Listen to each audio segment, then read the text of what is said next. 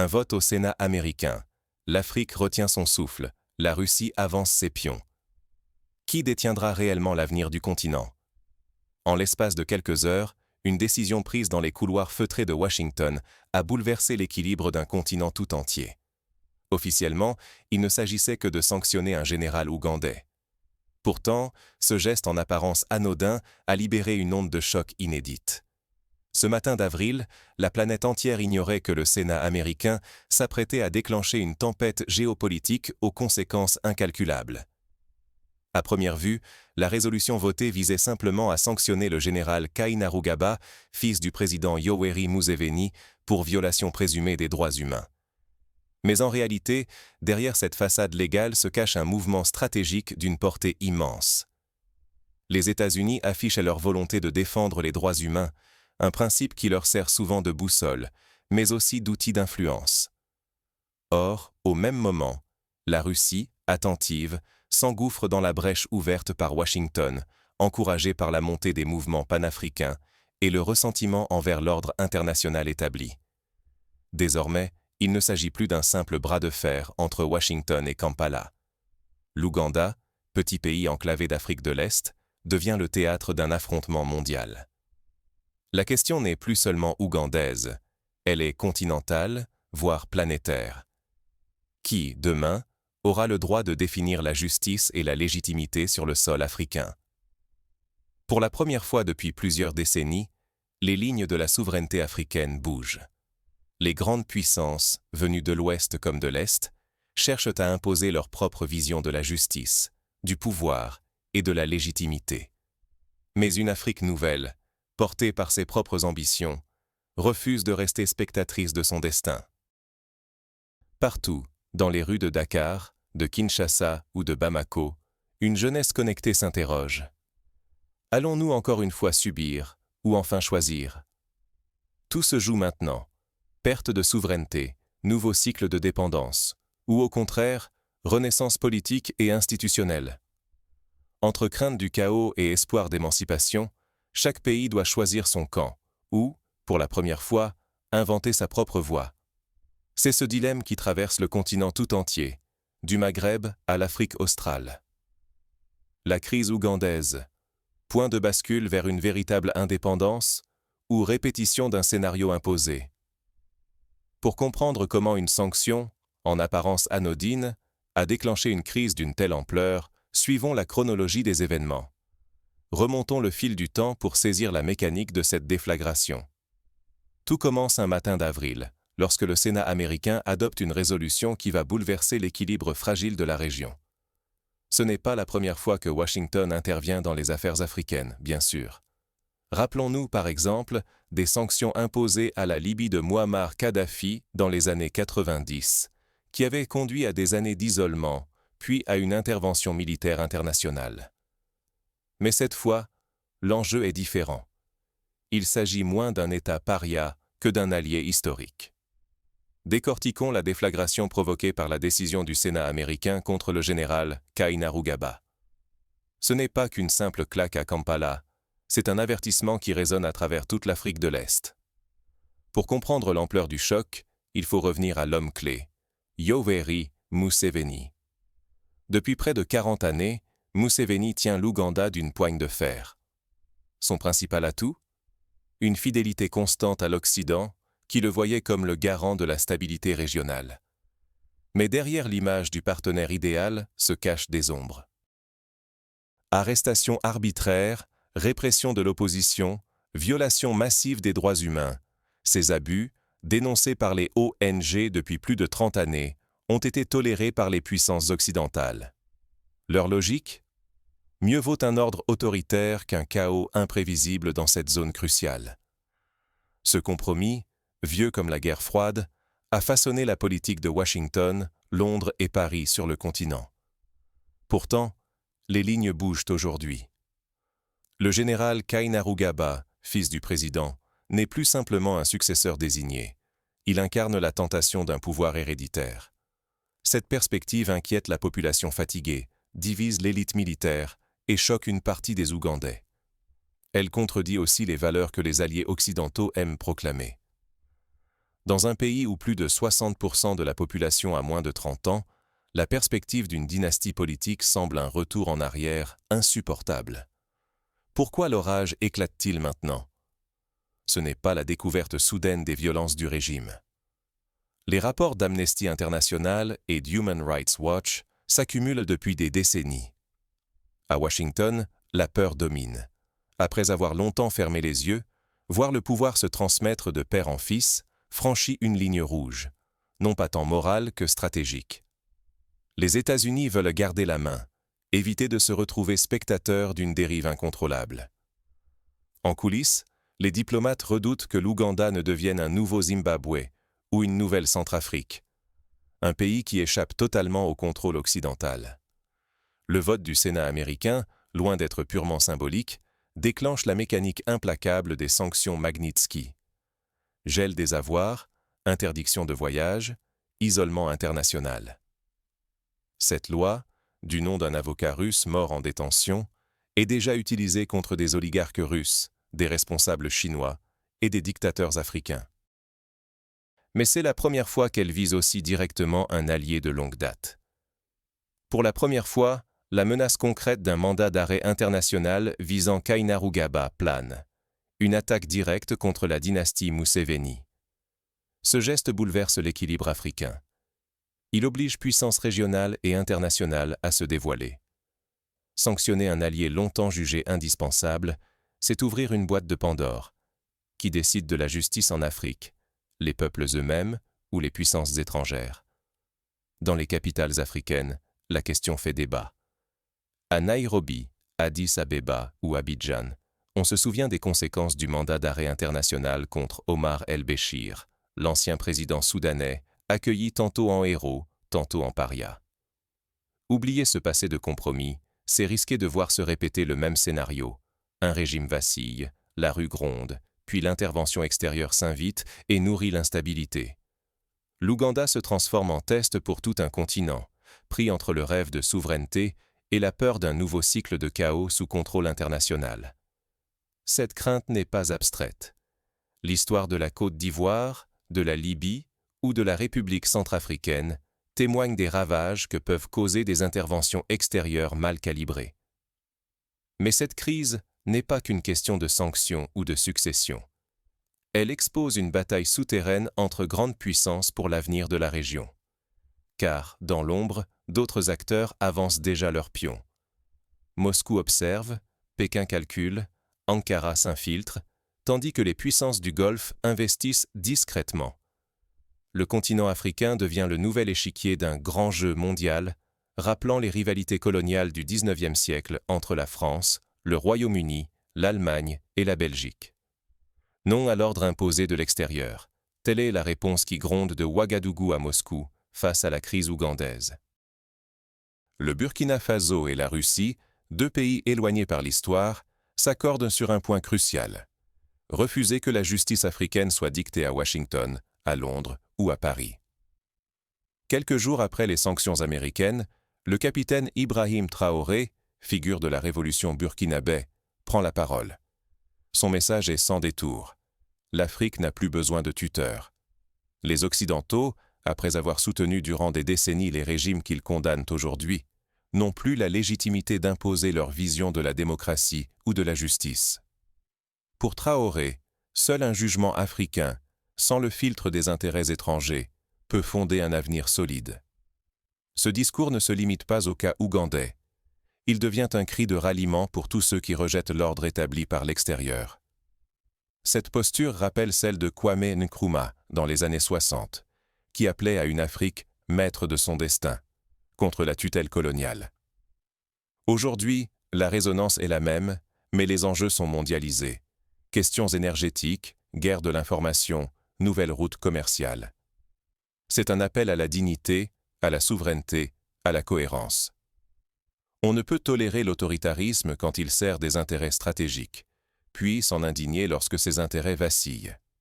Cette incohérence, dénoncée par de nombreux intellectuels africains comme Akil Mbembe ou Felwine Sarr, alimente le ressentiment et la méfiance envers l'Occident. À plusieurs milliers de kilomètres, la Russie entre en scène. Moscou dénonce la justice sélective des puissances occidentales. Le Kremlin ne se contente pas de critiquer. Il offre ouvertement des alternatives économiques et diplomatiques à l'isolement orchestré par l'Occident. La Russie a déjà profité des sanctions contre le Mali pour y déployer ses instructeurs militaires et propose à l'Ouganda des contrats miniers, des aides militaires et des accords de coopération sans conditions politiques explicites. Pour la Russie, soutenir l'Afrique dans sa quête d'indépendance, c'est aussi affaiblir l'ordre international hérité de la guerre froide et ouvrir de nouveaux marchés. Cette convergence inattendue entre Ouagadougou et Moscou devient hautement symbolique. Elle rappelle le soutien de l'Union soviétique aux mouvements indépendantistes africains dans les années 60 et 70, mais avec des méthodes modernisées, utilisant les réseaux sociaux, les médias d'influence et les groupes paramilitaires privés comme Wagner.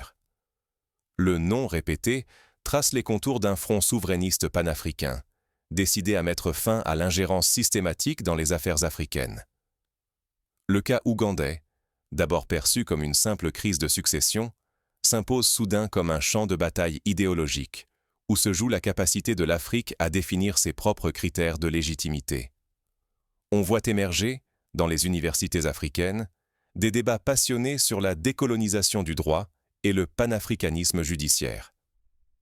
Mais ce front n'est pas homogène. Il assemble des régimes militaires, des démocraties fragiles, de nouvelles puissances et d'anciens alliés de l'Occident, tous portés par une certitude. Le temps où la légitimité venait uniquement de l'étranger touche à sa fin. Pourtant, chacun avance avec ses propres intérêts. Certains cherchent à renforcer leur pouvoir, d'autres à obtenir des aides ou à échapper à la justice. Cette diversité rappelle la complexité de la conférence de Bandung en 1955, où les pays du Sud cherchaient une voie commune face au bloc Est-Ouest, sans jamais totalement y parvenir. En s'opposant aux sanctions et mandats internationaux sans concertation, cette coalition, aussi disparate soit-elle, affirme une volonté commune: écrire l'histoire africaine sans attendre la permission de quiconque. Mais la question demeure. Cette unité de façade survivra-t-elle à l'épreuve du temps et des intérêts contradictoires? L'histoire récente du G5 Sahel, minée par les divergences internes, incite à la prudence. Derrière le bras de fer, c'est l'avenir du continent qui se joue. Si cette révolte échoue, elle signifiera qu'aucun État africain ne peut résister durablement à la pression extérieure et que chaque transfert de pouvoir restera sous surveillance internationale. Mais si elle réussit, elle posera un précédent historique, bouleversera l'équilibre des pouvoirs et ouvrira la voie à une justice façonnée par et pour l'Afrique. Ce serait un tournant comparable à la création de la Cour africaine des droits de l'homme et des peuples en 1998, mais avec une portée politique bien plus large. La crise ougandaise déborde donc largement ses frontières. Elle redistribue les cartes pour ses voisins et l'ensemble du continent, posant une question brûlante. Qui décidera demain du sort des nations africaines? Cette interrogation renvoie à de nombreux précédents historiques, comme lors des indépendances dans les années 60, lorsque le choix entre alignement Est-Ouest ou non-alignement avait structuré la politique africaine. Mais derrière cette unité de façade, de nombreuses fissures apparaissent. Les ambitions de chaque acteur menacent de transformer ce front souverainiste en nouvelle arène de rivalité. Certains États, comme le Rwanda ou l'Égypte, regardent avec méfiance la montée en puissance de la Russie. D'autres, comme le Nigeria ou l'Afrique du Sud, hésitent à rompre totalement avec l'Occident, de peur de perdre des marchés ou des soutiens financiers essentiels. Et si l'Ouganda devenait l'arène où se joue l'équilibre de la justice mondiale? Chaque décision prise à Kampala résonne désormais bien au-delà des frontières, céder aux pressions occidentales ou choisir l'alliance avec Moscou, Pékin et d'autres puissances émergentes. Ce dilemme ne concerne plus seulement un régime, mais tout un continent à la croisée des chemins. La moindre concession pourrait être interprétée comme un signe de faiblesse ou, au contraire, comme un acte de réalisme politique. Capituler signifierait accepter l'isolement, les pénuries, les fuites de capitaux et le risque d'une instabilité régionale explosive. L'exemple du Zimbabwe, longtemps sous sanction, a montré les effets dévastateurs d'un isolement prolongé.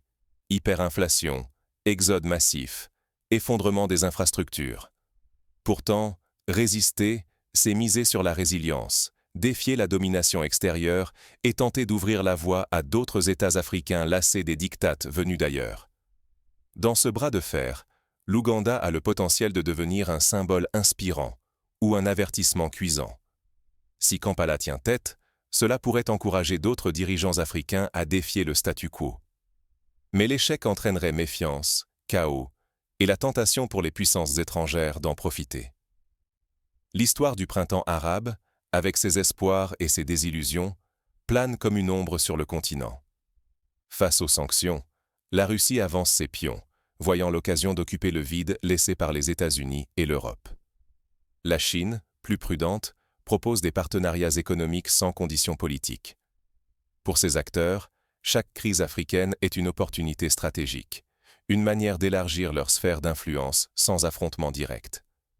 La multiplication des bases militaires étrangères sur le continent, françaises à Djibouti, américaines au Niger, russes au Soudan, en est la preuve concrète. Certains rêvent d'une coalition panafricaine, et si, pour la première fois depuis les indépendances, une union d'États africains refusait ensemble la tutelle extérieure. Mais la réalité est plus complexe. Les institutions régionales manquent d'autonomie, l'Union africaine peine à s'imposer, et la justice africaine reste trop souvent instrumentalisée ou dépendante. L'exemple de la crise en Gambie en 2016, où l'intervention de la CEDEAO a permis une transition pacifique, reste l'exception plutôt que la règle. L'enjeu est vital. L'Afrique peut-elle reprendre la main sur son destin, ou va-t-elle redevenir la scène d'un nouveau chaos orchestré de l'extérieur? Le bras de fer en Ouganda est le début d'une recomposition historique des rapports de force. Il rappelle, à bien des égards, la conférence de Berlin de 1884, où les frontières africaines furent tracées sans consultation des peuples concernés. Aujourd'hui, il s'agit de ne plus subir, mais d'agir. Mais au-delà du choc des puissances, que retenir concrètement de cette confrontation? Quels enseignements pratiques pour les sociétés africaines, leurs dirigeants et les partenaires étrangers? C'est là que se joue, en coulisses, le vrai changement possible. Cette crise offre une occasion unique de réfléchir aux modèles de gouvernance, de justice et de souveraineté adaptables à la réalité africaine. L'Afrique peut-elle réellement inventer sa propre justice? Ou bien ce rêve est-il condamné à rester un slogan, étouffé par les rapports de force et la rhétorique? Cette interrogation brûlante est au cœur de la crise actuelle, mais aussi du destin du continent. Les tentatives passées de créer des mécanismes de justice régionale, comme la Cour de justice de la CEDEAO, montrent que le chemin est semé d'embûches, mais pas impossible. Car l'enjeu dépasse de loin le duel entre Kampala et Washington. Il s'agit de bâtir, ici et maintenant, des institutions africaines crédibles et robustes. Des institutions capables non seulement de résister aux pressions des grandes puissances, mais aussi de garantir l'impartialité, la rigueur et la confiance des peuples. À titre d'exemple, la mise en place de commissions vérité et réconciliation en Afrique du Sud ou au Rwanda a permis, malgré leurs limites, de donner une voix aux victimes et d'amorcer des processus de guérison nationale. Ce modèle existe-t-il déjà? Pas vraiment. Trop souvent, la justice en Afrique glisse vers un instrument d'intérêts extérieurs ou pire, devient l'alibi de nouveaux partenaires venus de Moscou, de Pékin ou d'ailleurs. La tentation est grande de laisser les alliés du moment définir nos règles du jeu, au lieu d'imposer nos propres normes, forgées par l'expérience africaine. Cette dépendance se manifeste aussi dans la formation des magistrats, l'importation de codes juridiques et la dépendance technologique. Mais à quoi ressemblerait une justice véritablement africaine? Elle ne serait ni la copie d'une justice occidentale, ni la marionnette d'intérêts étrangers. Elle naîtrait de la transparence, portée par une exigence de redevabilité à tous les niveaux, dirigeants, juges, forces de l'ordre, citoyens. C'est la seule voie pour imposer le respect, à l'intérieur comme à l'extérieur du continent. Un exemple inspirant pourrait venir du Botswana, où l'indépendance de la magistrature et la lutte contre la corruption font figure d'exception sur le continent. Cette conquête n'est pas l'affaire exclusive des élites ou des États. Elle appelle une mobilisation de tous, citoyens engagés, société civile vigilante, médias indépendants. Chacun doit exiger l'autonomie et l'obligation de rendre des comptes. Sans cette pression populaire, le risque est immense de voir ressurgir les vieux compromis, les détournements et l'éternel retour des dépendances. Les mobilisations récentes au Sénégal, menées par une jeunesse bien informée, montrent qu'un autre avenir est possible. Nous sommes à un instant décisif. La jeunesse africaine, plus nombreuse et connectée que jamais, détient une opportunité historique d'imposer de nouvelles normes. Elle peut refuser les jeux d'influence, dénoncer les hypocrisies et exiger que la justice cesse d'être un simple mot pour devenir une réalité vécue. Mais cette fenêtre n'est pas éternelle. Chaque crise non résolue, chaque occasion manquée, rapproche le continent d'un retour en arrière. Pour réussir, il faudra repenser les outils eux-mêmes. Les sanctions doivent-elles toujours venir de l'extérieur, ou l'Afrique peut-elle inventer des mécanismes locaux, plus justes et adaptés? Les interventions sont-elles synonymes d'aide ou de domination? Même la diplomatie doit être réinventée, afin de ne plus dépendre des capitales étrangères, mais de répondre aux aspirations africaines. La création de médiateurs régionaux, l'organisation de forums citoyens et l'utilisation des nouvelles technologies pour garantir la transparence sont autant de pistes concrètes à explorer. Laisser passer cette chance, c'est abandonner l'espoir d'un modèle africain où justice et souveraineté riment enfin avec émancipation.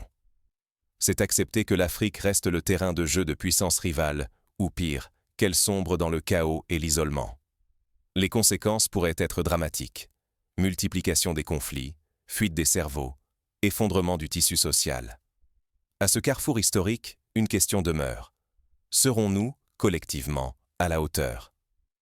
Cette question, posée par Nelson Mandela lors de la transition sud-africaine, résonne encore aujourd'hui avec une acuité particulière.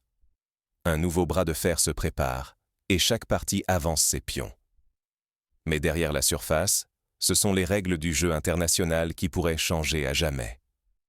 Le monde observe, prêt à redéfinir les alliances, à réécrire les traités, à repenser l'ordre établi. L'Afrique n'est plus une pièce sur l'échiquier. Elle se lève, prête à jouer sa partie. Mais saura-t-elle imposer ses propres règles ou retomber dans d'anciens pièges? L'alternative est claire. Rester spectateur ou devenir acteur. Oser le risque ou se contenter de l'ordre existant. Désormais, les regards du monde convergent. Le destin africain ne se décide plus dans les salons de Washington ou de Paris, mais dans les rues de Kampala, d'Abuja, de Bamako et de Johannesburg. Partout, la même tension grandit. Rester simple spectateur ou devenir acteur de son avenir? Ce dilemme n'a rien d'abstrait. Pendant des décennies, les grandes puissances ont dicté la marche à suivre, punissant ou pardonnant selon leurs intérêts. Trop souvent, l'Afrique a répondu, rarement initiée. Mais aujourd'hui, le tournant ougandais pourrait tout bouleverser. Si la société civile, les médias et les intellectuels s'emparent du débat, un nouvel horizon s'ouvre. Sinon, le risque de voir ressurgir les mêmes erreurs reste immense. Face à la Russie, à la Chine, aux États du Golfe, l'Afrique n'est plus un terrain de jeu. Elle peut devenir arbitre, fixer ses règles, inventer ses propres modèles de gouvernance. Mais ce pouvoir nouveau porte en lui un risque, celui de la fragmentation, ou de tomber sous la coupe de nouveaux maîtres. L'exemple de la République démocratique du Congo, riche en ressources mais déchirée par les influences extérieures, rappelle que la souveraineté ne se décrète pas, elle se construit patiemment. Aujourd'hui, chaque citoyen, chaque chef d'État doit faire face à la même question. Qui écrira notre histoire? Accepter que les solutions viennent d'ailleurs, c'est prolonger les décennies de dépendance et de rendez-vous manqués. Prendre la plume, c'est affronter la responsabilité, l'incertitude, parfois la solitude. Mais c'est aussi ouvrir la voie à la dignité, à l'innovation, à la créativité africaine. L'enjeu n'est pas une souveraineté de façade, ni la légitimité d'un dirigeant. Il s'agit de l'avenir de millions de jeunes, de la capacité à répondre localement à des défis mondiaux, d'en finir avec la spirale des interventions extérieures. Il s'agit de transformer la crise en opportunité, le doute en force motrice. La crise ougandaise agit comme un miroir pour tout le continent. Restera-t-on prisonnier du récit des autres ou osera-t-on écrire le nôtre? Les institutions africaines, Union africaine, tribunaux nationaux, sociétés civiles, peuvent prouver qu'elles savent juger, protéger, réinventer. Mais cela exige un courage rare et une unité fragile. Ce défi, chaque génération africaine doit le relever sous peine de voir s'éloigner le rêve d'émancipation. Ce moment n'appartient qu'à l'Afrique. Les prochaines années diront si le continent reste la scène des ambitions étrangères ou s'il devient enfin le héros de son propre destin.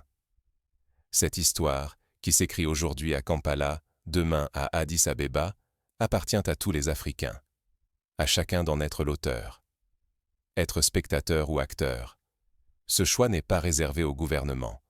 Il concerne chaque conscience. Chacun doit choisir entre résignation et audace. C'est dans ce choix, quotidien, que se joue le véritable destin africain. L'Afrique prendra-t-elle la plume pour écrire son histoire, ou laissera-t-elle d'autres noircir la page à sa place? L'enjeu est clair. Il s'agit du futur de tous. La réponse, nul ne la connaît encore. Mais une chose est sûre, le temps de l'indifférence est révolu. La page blanche attend, et chaque mot compte.